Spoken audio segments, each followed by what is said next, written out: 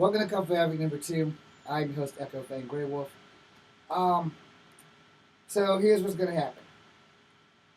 I am remaking this video because the video that I started making went south real bad, and I'm remaking this video because I want to do it right, and I vented a lot, and I hurt myself in venting. So what I'm gonna do is go to what I actually planned on doing.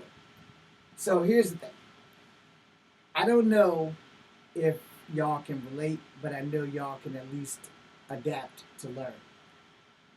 I'm a strong believer that women have it easier than men when it comes to finding someone and being in relationships. I think most beautiful women are single by choice. Now, in my other video, I brought up something, so I'm going to do it again because I'm hopelessly in love with a woman who does not know that I exist. This be her. This is the wife in my head, the flawlessly beautiful and dangerously sexy Zeta Sang. And I would give anything to be able to marry this girl and have a happily ever after. It's not impossible. And I am king of the impossible. And I also know that she'll never see this video. And she'll never see the one that I deleted because I did reference her a lot and how beautiful she is and all kinds of other stuff. So, here's the thing. For you women versus us men. You women get to pick. We men have to be picked. So we're going to address the men part first. Most women do not pick decent men. They pick the men who either have all the money, all the looks, and all the brains comes last. But all the looks and all the money often come with the harshest of treatment, where these women are treated like complete and utter dog shit. But they stay with them because they live in this luxurious lifestyle. Something I can't promise you. I can give you honesty. I can give you faithfulness. I can give you the truth and loyalty, and I will never cheat. Where the women pick the men who can give you money and a good lifestyle, but cheat on you every motherfucking day. To be fair, you'll never know it until you catch them, and sometimes you don't catch them until they accidentally bring a baby home or they bring home a disease that you didn't have, but then they'll flip the script and say you're cheating on them, and then you're like, but I'm not cheating. You know, if I'm not at work, I'm with you. I'm never without you, or I'm never without being at work. And what are you doing? Well, I'm making us millions so that you don't have to work that hard, etc., etc. And the next goddamn thing you know, okay, well then how the fuck did I get this fucking this goddamn crabs or something? You know, I didn't get it off the toilet because I clean every toilet before I get on the motherfucker, which is great practice for everybody, including men. So, and it is possible for you to catch something off the toilet seat, even though you may think that it's not. Oh, it's highly possible because you don't know who's been on that fucking toilet. No. Well, women get the choice of a litter. Alright. A man can approach a woman and she can say no 90 times, and he'll be like, alright, good, I'm done. A man can approach a woman and say hi one time, and the woman can straight tell you, get the fuck out of her face. She's not interested in you, and that would be me. And I was like, all right, thank you, I'm out. You know, not nice to meet you. Just get the fuck out of my face. I am not interested in you. You are ugly. Go away. Women can do that. If a man does that, it's bad all the way around. Now, saying that, let me state this. This is my opinion and my opinion only. I do not believe that there is such a thing as ugly women. I just believe that there are women that you are not physically or sexually attracted to. So a woman's not necessarily ugly. She's just not what you're into. She can still be a great person. You know, penises and vaginas still work the same. But at that same time, you know, if you're not into her, you're just not into her.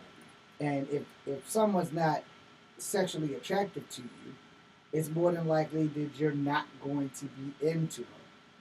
And for ladies, don't take that the wrong way, and for men, don't take that the wrong way.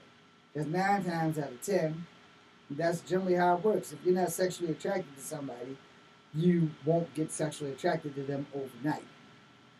Um, the same way I would say, I don't know how my girlfriend fell out of love with me overnight, but she did, and that was way back in 2010. So, I mean, it is what it is. But 9 times out of 10, very, very beautiful women are single because they've either been dogged out or they was with somebody who they thought loved them but didn't, and was just using them as a come up because they dated up. And then that sets a woman on the scale of, well, how can I trust another man because this motherfucker never really loved me. He fucked me, and then he fucked me over. Well, the same thing happens to men. I don't know if this woman ever loved me. She fucked me, but then she fucked me over. And in the other video that I deleted, I brought that up with my ex-fiance and our sex life, where it got to the point where when we first started, you know, we'd have sex, and mostly it was oral with her, and then I would get to insert myself into her. And then after like about a year of that, it was just oral with her, and no, I do not consent to you sticking your dick in me until the night before we broke up. It was like the last time we physically had sex. And then it was relationships are overrated, you can't come see me anymore. And then I was in court for harassment for writing her 65 love songs because I got a moment of weakness when I got out of the Army. And I wasn't out of love with her. I'm way out of love with her now. I fell out of love with her the day I set my ass in court when the judge asked me, you know, what happened. And I was like, if I knew what happened, I wouldn't be in court. And I explained to him, you know, when we broke up, it was relationships are overrated. You can't come see me anymore. He's like, okay, so why didn't you get the message? And I had to break it down to him. I said, well, Your Honor, from the first moment our relationship started, we broke up every 3 days. For 2 years, we broke up every 3 days. So how the fuck was I supposed to know if it was real or not? Because whenever we broke up, she initiated the breakup, but then she would initiate the comeback. So before I can process and believe that we're over, I'm right back at her house. So how was I supposed to know the shit was real? You know? Because, I mean, we literally broke up every 3 days. Now, the first 6 months in the relationship, it wasn't literally break up every 3 days. We have a tiny argument, and I would just not argue back. I said, okay, you're correct. Even when she was wrong, I was just, okay. Okay, so why don't you argue back? I said, because there's no point. I said, me trying to convince you that you're wrong is like me telling Jesus that you got on that cross dying for people that don't really give a flying fuck. Jesus would have did it again. I'm not the guy that's going to argue with shit when I know I'm right, but if you are hell-bent on being right, I'm going to just go on and let you be right. You'll find out when you're wrong, you'll woman up and apologize, which is generally what she did. But I just don't like arguing. Not over some shit that there's no need to argue over. You know, it ain't no need to argue over the fact that you like this food and I don't. Alright? We can eat different shit. You know, we don't have to argue over what you like and what I like, where you like eating, where I like to eat. I am willing to eat where you like to eat. I'm just not willing to eat what you like to eat. Alright? If we're going to a Chinese restaurant and you want the $40 dinner and I just want the buffet, I'll give you the $40 for the $40 dinner. But I'm going to take that $8 buffet because I can eat all I want at that fucking buffet versus you getting that one $40 meal. You know, and then 9 times out of 10, you don't like the $40 meal. But you liked it when you saw it on the menu, and then when you get it, it's like, yeah. And that was just a thing because we both went to a Chinese restaurant one time, and I had already eaten. So I sat there and watched her eat, and she didn't like that shit. And then we went to Kentucky Fried Chicken one time. Now, our first date was probably the best date, except for I went broke. You know, I took her to go see Batman, the Heath Ledger one. And she made me buy all this popcorn. She didn't eat it. She made me buy all these drinks. She didn't drink them. I had to drink fucking 2 Sprites. I had to eat a big fucking bucket of popcorn by myself. bigger than this popcorn. That's like $30. Plus, I paid $30 for us to go into the movies. That's $60. I didn't have but $100 in my fucking damn thing. So $60 covers the movie, the popcorn, and everything else. I had maybe $20 left, and so we stopped to get something else that she wanted. Kind of find out I didn't have $20 left. I had $10, and not a full $10 bill. I had like $9.50 and like maybe 35 cents or some change. But I did have my debit card. Thank God I was smart enough to bring that. But I also know my debit card was real low. So when we got to this place, it no longer exists now. She went to go pee, and I told the manager, "Hey man, look, I ain't got but $10, you know." She just made me waste $60 on a movie that we didn't even really finish, and she wanted popcorn to drink. So whatever it is, I will come back tomorrow and pay for it. But right now, I ain't got but $10 in my pocket. So the manager, solid man, solid. This brother said, "Don't worry about it. I got you." So whatever she ordered, it cost whatever it cost, and I didn't pay for the dinner. At least not that day. I left the $10 tip. Yeah, I left the $10 tip, and I came back the very next day with the exact amount of money for that fucking thing, which was like I think $15. I came back with $25. He's like, "This is more than a meal." I said, "Hey man, look, you did a whole solid for me. This covers the meal. Whatever else you need, that motherfucking shit is yours." He's like, "Well, you left $10 last night. The meal was today, so much." It's like, "Hey, look, you take this goddamn money because you didn't have to do that." And normal people wouldn't have did that. I'd have been busting suds inside of the fucking place on my first date, which would have been real bad for a first date. So he took the money. He thanked me, and now the place no longer exists. But it was the perfect ending to the perfect night. And that was after I came back from Canada to date her.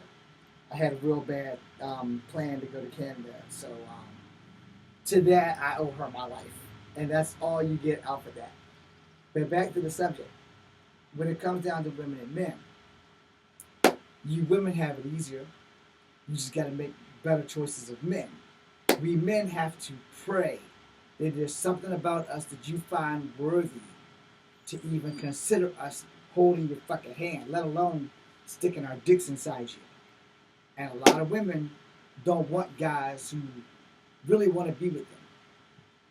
A lot of women will choose a man who they thought was hot and had all this shit going on, and then kind of find out, this guy's a piece of shit. Maybe I should have dated the other guy. By then, we've moved the fuck on. You know? And the one thing that I will say with this, and I hope that this is something that all of y'all get.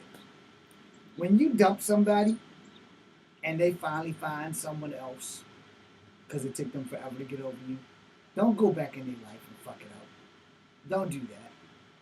But that just goes to show that you are a piece of shit. And I'm going to say that on top of fighting to win her back and going to court and having to deal with not being able to leave my house other than to go to work or go to school because the judge told me wherever the hell she goes, if I took her there, it's now her spot. There are places now that I just don't go because I took her there. And it's just not a good idea. Now, the other thing on that, right, because I graduated 2 years ago. No, 3 years ago, because I graduated at 48, and I'm now 52. So 50, 51, 52. Yeah, so 3 years ago. The night before my finals, or the week before my finals, I can't remember exactly how it went. My ex had her friend call, and we got to chit chatting.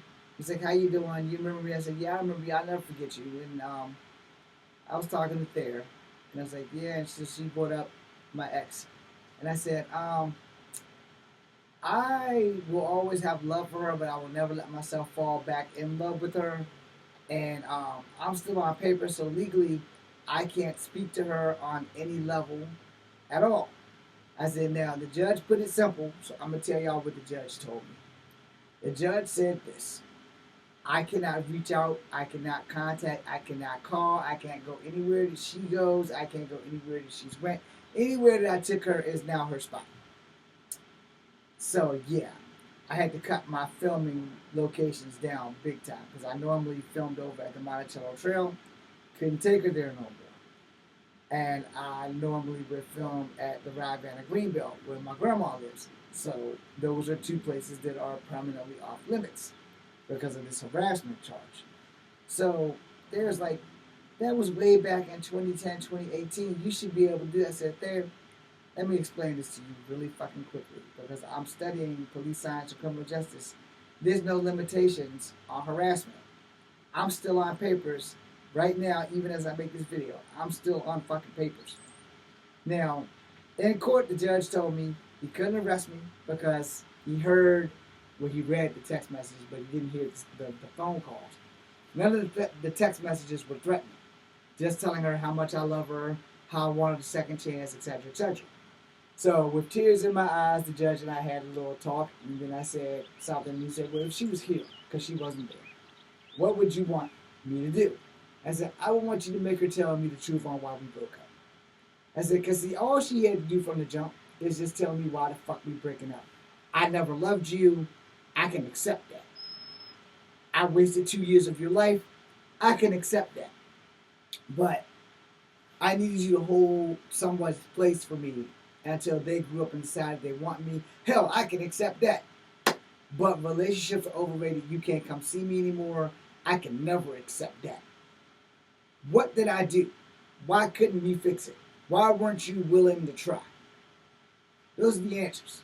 So I fed that to Thera. And Thera was like, what? I was like, hey, look, man, I fought as long as I could. Once she took me to court, the fight was over. I said, the judge told me to my fucking face to love her from afar until you can get over her. You are not to go anywhere did you ever took her. Anywhere. No movie theater, no park, no playground. Wherever you took her, those are her spots. And then the judge told me if she was here and you made her tell me, I made her tell you why y'all broke up. What happens after that? I walk out your court and you never see me the fuck again. So that's what happens. Because at least if I know the truth, then this won't eat me up for the rest of my life of not knowing that I wasn't good enough, or not knowing that I was too good, or not knowing what the fuck is wrong with me, why I can't be loved by anybody. And I explained to him, every girl I ever been with before her was just users and cheaters. Every girl. This is the one girl that I had put my entire fucking future in. Only to wake up one morning and be told when I come back from work, come see me, and then be told relationships are overrated, you can't come see me anymore. I really wanted to have babies with her and everything. And I was ready for the long haul. And it wasn't meant to be. So, therefore, after that shit, and the judge watched me leave crying and shit, I went the fuck on home. My dad was still alive at the time. Called him, let him know what happened. And I went on about my life,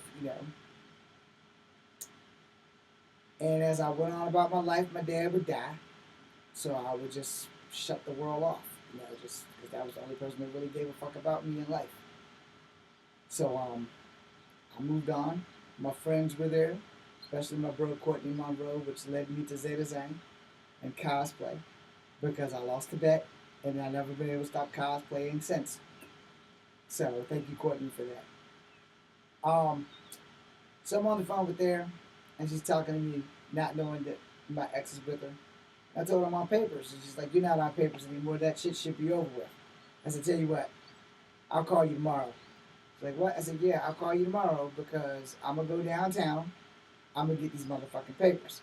Well, what I happened to have to do was I went to the police station. They sent me back to the courthouse after the courthouse sent me to the police station. So I got my papers, got a copy of them, made a copy of them, took a picture of them, texted them that there. She said, my God, you are still on papers. I said, no fucking shit. Because she's like, well, what if she wants to get back with you? I said, she can't. I said, that's never ever going to fucking happen again. I said, she made it impossible. Until she goes to Crozet and fix this problem, we're as done as we can be. So up to date, in 2026, she never went and fixed the problem. And we didn't have any more communications after that. Other than on Facebook when she would contact me and those little bubbles on your phone. I was like, you know I'm not supposed to be talking to you, right? It's like, well, yeah, but I can contact you. I said, yeah, because the judge pretty much said that you can taunt me until the day I die unless I press charges on her. And I'm not that fucking shallow, I'm past that shit. It's like, well, you do whatever you want. So she has a new boyfriend. She would contact me when he pissed her off. I'm like, well, what the fuck do you think I'm supposed to do about it? You ended our relationship.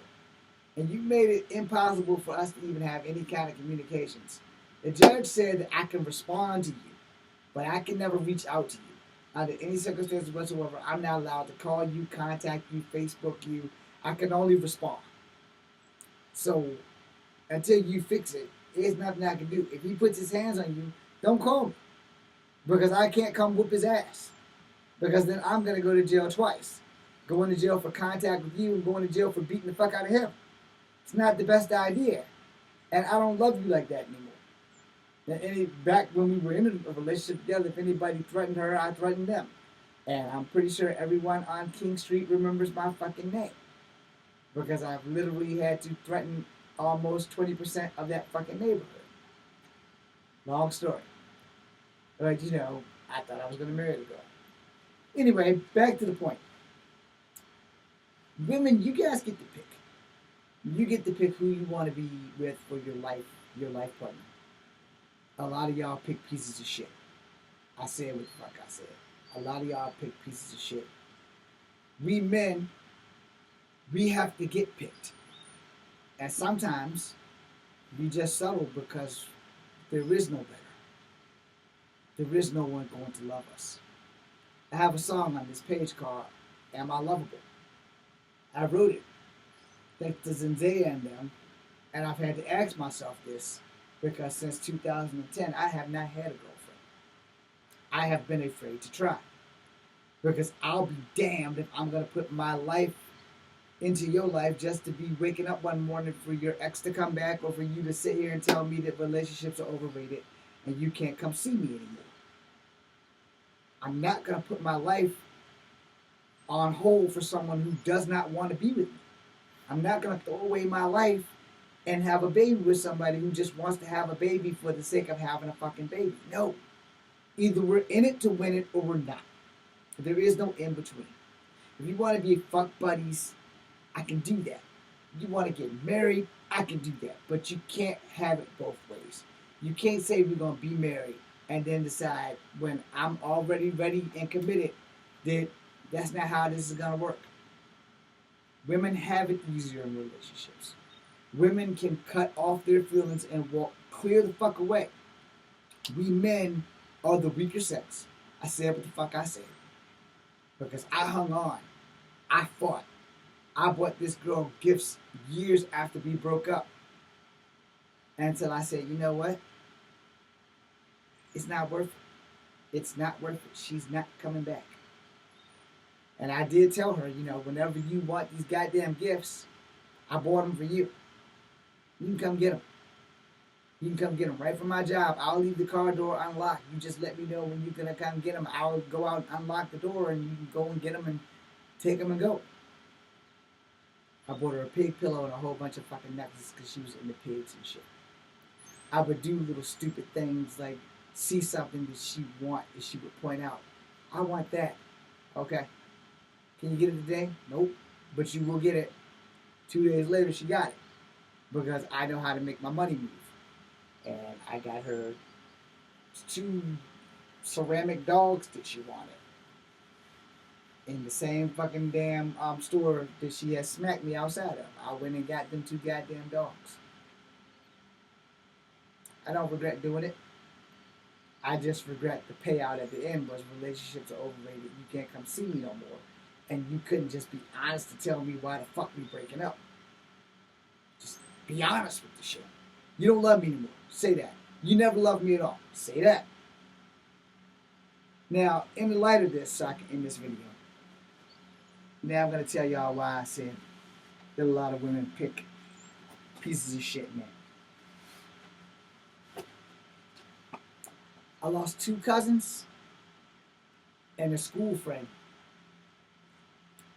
And my cousin's cousin did some impossible shit to his wife, girlfriend, baby mom. In 1993, I had 2 friends. They were in love with each other, or so it seemed. We graduated high school. He graduated in 92. She graduated in 93 with me. Her name was China Hill. Don't you ever fucking forget her name. His name was Lawrence Brown, son of a cow. He loved her, but he didn't love her. He wanted her, but he didn't want her. But he didn't want anybody else to have her either. He took her life in front of their daughter. I ain't never forgot that shit. I forgive him, but I hate him. Because he was my friend before she was my friend. And she was a beautiful girl. Very tall, beautiful black girl, man. He had a beautiful daughter who never got to have her parents because he killed his baby's mama and then he killed himself. And I never thought that I would live through that 3 more times. Never in my life did I think that I would live through that 3 more times. My cousin Daisy Ann, her and her husband didn't have children, but they adopted a child, and that son of a bitch, he killed her in front of that child. I'm over it, but it still hurts to know that she could be here had she not picked that piece of shit. My cousin Nene, she was blessed not to be killed in front of her child or by the child's daddy. But she picked another piece of fucking shit. She never made it to 20 years old. He took her life. And he took his own because he was a fucking piece of shit and a coward. So when I ask you women, or when I tell you women you keep picking these pieces of fucking shit, it's because I have experience in women picking pieces of fucking shit. And those women were close to me. 2 family members and 1 friend. My cousin, his older cousin, kept me out of trouble. Do what I do, I'll beat your ass. Do what I say, live your life and be happy. He's like my big brother. It was before my cousin Daisy Ann lost her life. And before my cousin Nene lost her life. In the 90s, he took his baby mama's life and his own. Now I did that out of order for a reason, because I'm not kin to the woman. I was kin to the man. But I wasn't legally kin to the man because he was my cousin's cousin, not my cousin. But he was like a big brother to me, and he made sure that I didn't do drugs, and that I stayed off the streets, and that I did fucking kung fu, and that I made my life worth fucking living. And I loved that motherfucker because he was like my fucking big brother. And he did some shit that I never saw coming. I made sure not to become that. When my fiance broke up with me, don't think that I didn't want to take my own life, because I did. Because before I met her, I wanted to take my own life. Because my life was just that fucking bad. And no, this is not me fucking acting. I'm not that fucking good. But understand, when I give women a hard time for who they pick, this is why. And it's always the hyper beautiful chicks that pick the fucking pieces of shit. They take their life and walk past guys like me, ugly men who will bust his ass to get you what you need, but not worthy for you to even give us a first look. And then we read about you. And then people are like, well, you know, you liked her. Why didn't you try to get her? She wouldn't give you the time of day. You can't make nobody like you. And more importantly, you can never make anybody love you. And I didn't have to learn that lesson from my ex. I already learned it before I met her, which is why I treated her like gold. which is why when she raised her hands on me in public 3 times, I never, ever fucking fought back or talked back because I didn't want to lose her. Lost her anyway. She's currently with the Trump supporter, by the way. But I've always hated Trump since the Central Park 5, and they don't look Indians to me.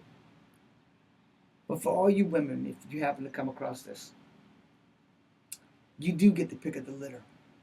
You get to choose a good guy who's broke, that you would never give a first look to or a second look, or a bad guy who's got all the looks and all the money and all the enemies that you don't see coming. He's also cheating on you more than likely, versus someone who looks like me, who collects action figures at 52, and my bills are paid. I have a lot of money. My bills are paid. I can give you a good time with the money that I have. But you gotta want to be with someone who's willing to work, who's willing to sacrifice, versus someone who doesn't have a clue what the fuck that even is. But they got money. And they can give you a lavish lifestyle. But there's one thing I know that you need to know as you are a woman. Money does run the fuck out. And people do fall out of love. There's no doubt in that. But for the ones of us that are hopeless romantics, who are not single because we choose to be, but we're single because no one wants us, this is where we are as men. My only other fear in life is that I'm going to die alone. I don't have a legacy. I don't have a wife. I don't have kids. And I'm 52. And I'm in love with a woman who does not know that I exist. From the day I met her, I've been in love with her. She'll never see this video. She'll never care. And there's no way that it can't happen. But there's no way that it can happen. But there's always a way. I am king of the impossible. I do state this regularly. And yes, I am in love with the flawlessly beautiful and dangerously sexy Zeta Zhang, who does not know I exist. And we would be a great couple because we're both into basically the same shit when it comes to martial arts and cosplay. But for everyone who has somebody, consider where you are before you fuck up. Consider where you are before you cheat. And remember that cheating is a choice. And that this beautiful woman lying next to you every day and every night, whether she's giving you kids or not, she chose you. With guys like me, we don't even get a look. So count your blessings. Thank you guys for watching. Be seeing you.